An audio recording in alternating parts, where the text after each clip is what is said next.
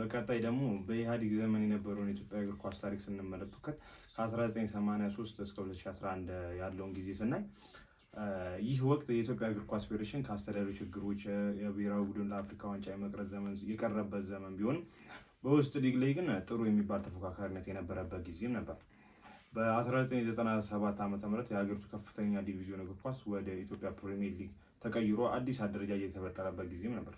በዚህ ዘመን ቅዱስ ጊዮርጊስ ብዙ ዋንጫዎችን በማሳካት በሊግ ውስጥ የበላይነት በመያዝ የቀጠለበትም ጊዜ ነበር።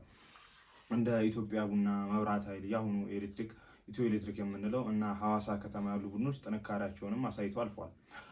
አልፎም የሊጉን ዋንጫ በማሳካትም ተፎካካሪነታቸውንም በደንብ አሳይተዋል። በደርግ ዘመን በመንግስት ስር የነበሩ ብዙ ክለቦች የማንነት ለውጥ በማድረግ ከግል ወይም ከሌሎች ተቋማት ጋር በመሳተፍ አዲስ መዋቅርም ፈጥሮ ነበር።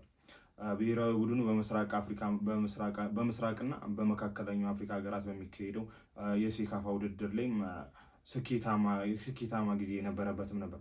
በተለይ በ2001 በ2004 ዓ.ም ውድድሩን በማሸነፍ በክልላዊ ደረጃ መልካም ውጤት ማስመዝገብ ችሎም ነበር። በኢህአዴግ ዘመን የኢትዮጵያ እግር ኳስ ፌዴሬሽን አመራር ላይ በየጊዜው ለውጦችና አለመግባባቶች ይታይም ነበር።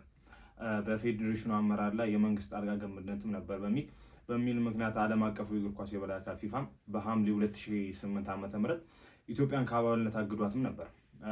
ዞሮ ያወገደው በፌዴሬሽኑ አዲስ መደበኛ አመራሮችን እስከመረጠበት ድረስ ታግዳ የቆየች ቢሆንም በሐምሌ 2009 ዓ.ም ግን እገዳው ከዛን ጊዜ በኋላ የተነሳላት መሆኑ የዛን ጊዜ ትውስታችን ነው።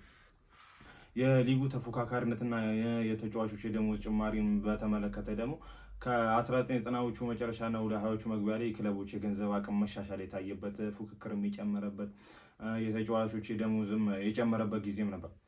በመሰረተ ልማት ዙሪያዎችም ስናይ በክልልና በከተሞች ላይ የተሻሉ ስቴዲየሞች እና መለማመጃ ቦታዎችን መገንባት የተጀመረበት ነበር። በአጠቃላይ በኢህአዴግ ዘመን የነበረው የኢትዮጵያ እግር ኳስ በሊግ ደረጃ ተፎካካሪነት የጨመረበት ነገር ግን በአስተዳደራዊ ችግሮች እና ለረጅም ጊዜ በዓለም አቀፍ መድረክ መቅረትም የተፈተነበት ወቅትም ነበር።